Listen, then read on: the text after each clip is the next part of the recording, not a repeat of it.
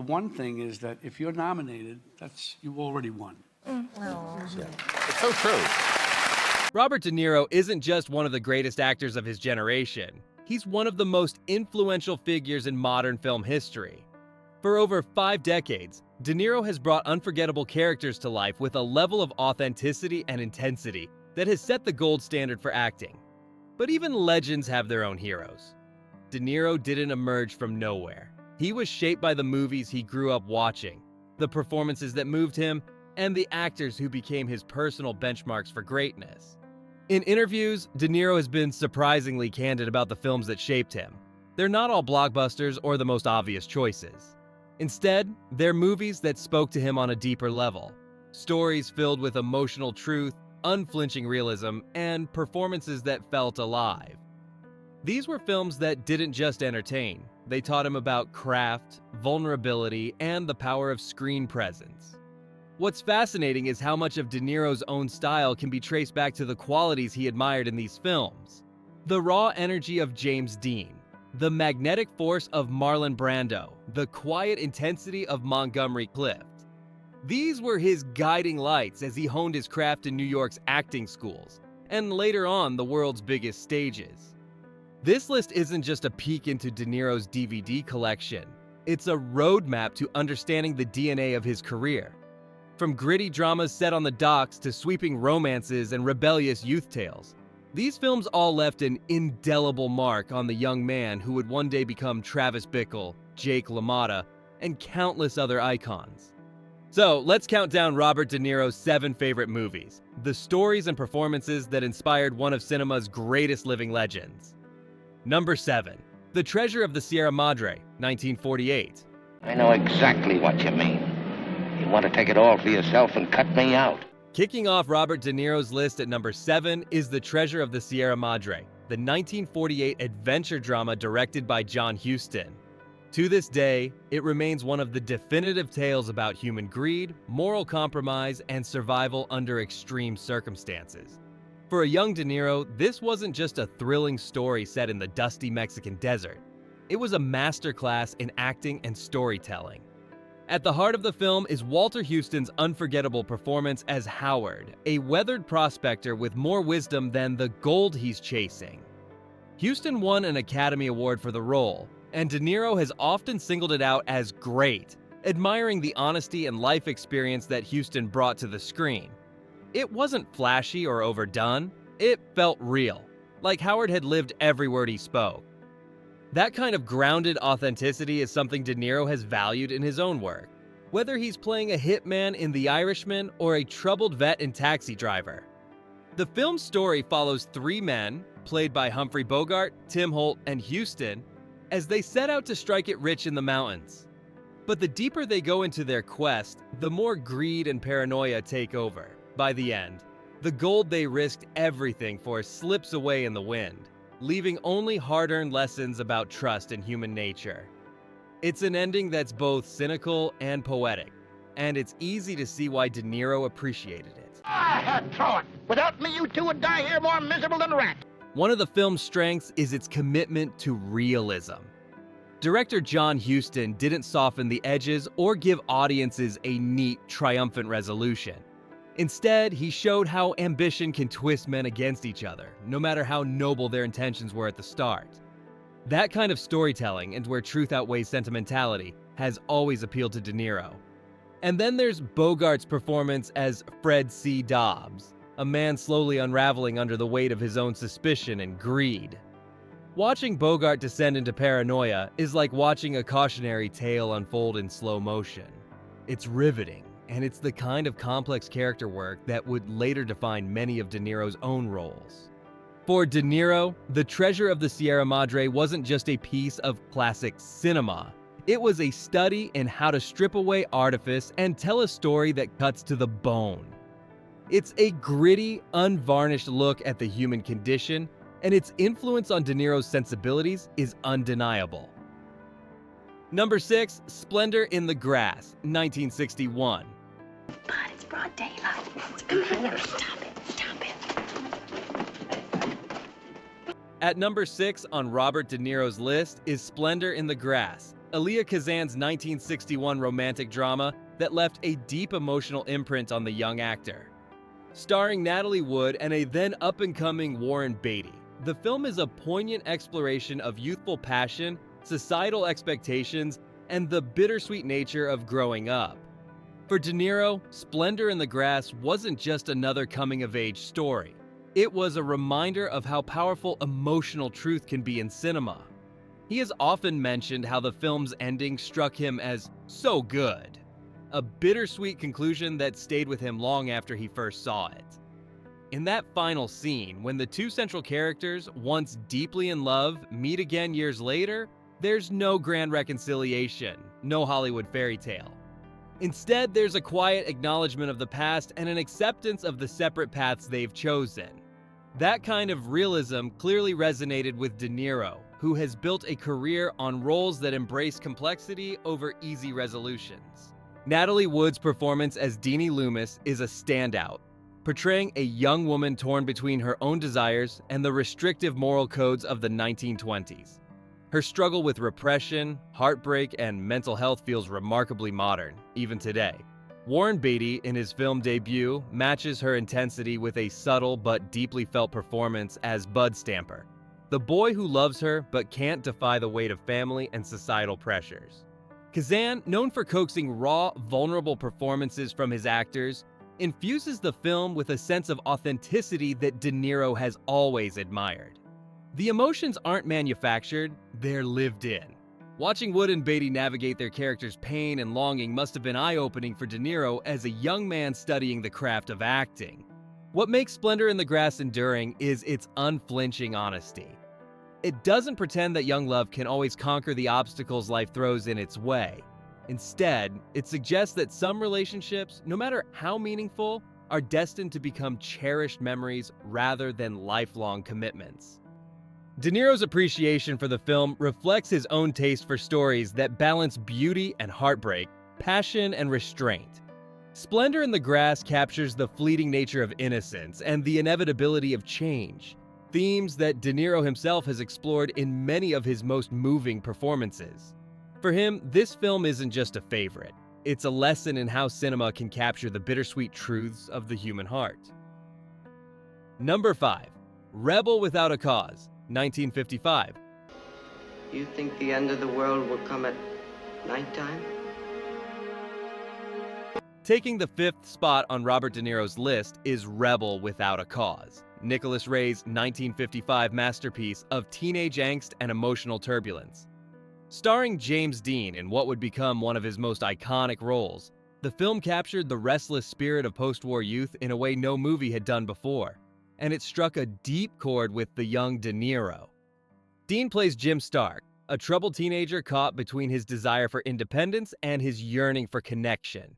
His performance is raw, magnetic, and unpolished in the best possible way, bringing a truthfulness to every scene. De Niro has often praised Dean's acting style, noting the intensity and vulnerability that made him stand out from his peers. Dean didn't just act the part, he was the part, and that authenticity clearly left its mark on De Niro's own approach to performance.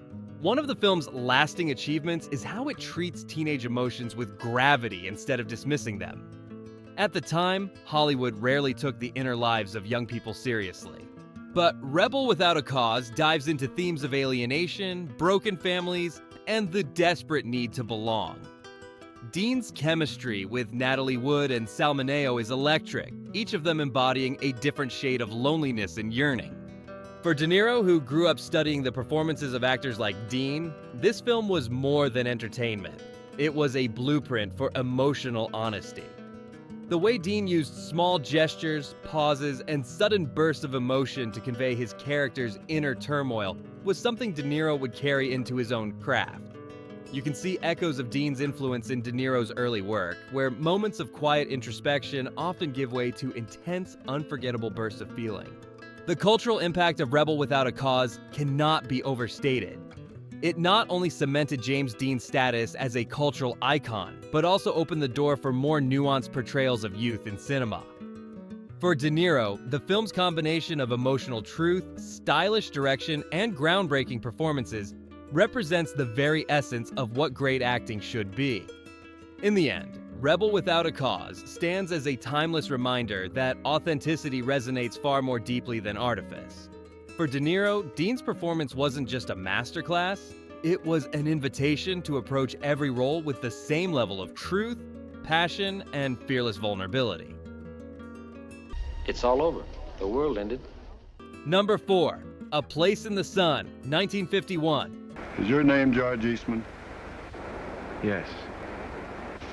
You're under arrest. At number 4 on Robert De Niro's list is A Place in the Sun, George Stevens' haunting 1951 romantic tragedy. Starring Montgomery Clift and Elizabeth Taylor, the film tells the story of George Eastman, a working-class young man torn between two women and the conflicting desires of ambition and love. For the young De Niro, A Place in the Sun was more than just a captivating drama. It was a lesson in the power of restraint and emotional depth in acting. Montgomery Clift's performance as George Eastman is often cited as one of the greatest in film history, and De Niro has singled it out as a personal favorite from his youth. Clift's ability to convey layers of emotion through the smallest changes in expression fascinated De Niro. Rather than overplaying his feelings, Clift let them simmer under the surface, allowing the audience to sense the turmoil without it being spelled out. It was a style of acting that would become a hallmark of De Niro's own work decades later. Elizabeth Taylor, still in her late teens, brought a luminous charm to her role as Angela Vickers, the wealthy young woman George falls for. The chemistry between Clift and Taylor is palpable, but it's their quieter moments, the stolen glances, the hesitations before speaking, that make the romance so believable. For De Niro, this was a prime example of how intimacy on screen isn't about grand declarations, but about authenticity and connection. The film's narrative, adapted from Theodore Dreiser's An American Tragedy, explores moral conflict, societal pressures, and the consequences of one's choices. It's a story where ambition collides with conscience, and Clift's portrayal of a man caught in an impossible situation struck a chord with De Niro. He admired how Clift could make the audience empathize with George Eastman, even as his decisions grew increasingly questionable. Visually, Stevens' direction added to the film's emotional weight. The use of close-ups and lingering shots allowed the actors' faces to tell the story, something De Niro later embraced in his own performances. He often speaks about the importance of trusting the camera to capture those unspoken moments, a lesson clearly learned from films like A Place in the Sun. In the end, De Niro's admiration for A Place in the Sun comes down to its perfect blend of storytelling and performance. It's a film where every scene feels alive with unspoken tension, and every emotion feels real. If you're not here in half an hour, I'll come where you are. I'll tell them everything, George. I mean it. For an actor dedicated to authenticity, it was, and remains, an essential touchstone. Number 3, East of Eden, 1955. Taking the third spot on Robert De Niro's list is East of Eden, Elia Kazan's sweeping 1955 adaptation of John Steinbeck's novel. For De Niro, this film was unforgettable, not just for its powerful storytelling, but for the electrifying performance that marked James Dean's first major film role. Dean plays Cal Trask, a troubled young man desperate for his father's approval while wrestling with feelings of jealousy, rejection, and love. De Niro has often called Dean's work in East of Eden terrific, and it's easy to see why. Dean didn't just act, he seemed to live every moment on screen, drawing from a deep well of personal emotion. For a young De Niro, watching Dean was like watching a storm gather and break right in front of him. Kazan's direction encouraged a raw, natural style of acting, allowing Dean to improvise and react organically to his co-stars. This approach brought an unpredictability to the performance, something De Niro himself would later master. The scene where Cal tries to give his father a gift. I made it, and it's for you. It's all the money you lost on the lettuce. You made it? Yeah. Only to have it coldly rejected, is one De Niro has spoken about with admiration. The heartbreak in Dean's eyes in that moment feels unplanned, almost too real. The kind of truth every actor strives to capture. Julie Harris, Raymond Massey, and Jo Van Fleet, who won an Oscar for her role, round out the cast. But Dean is undeniably the heartbeat of the film.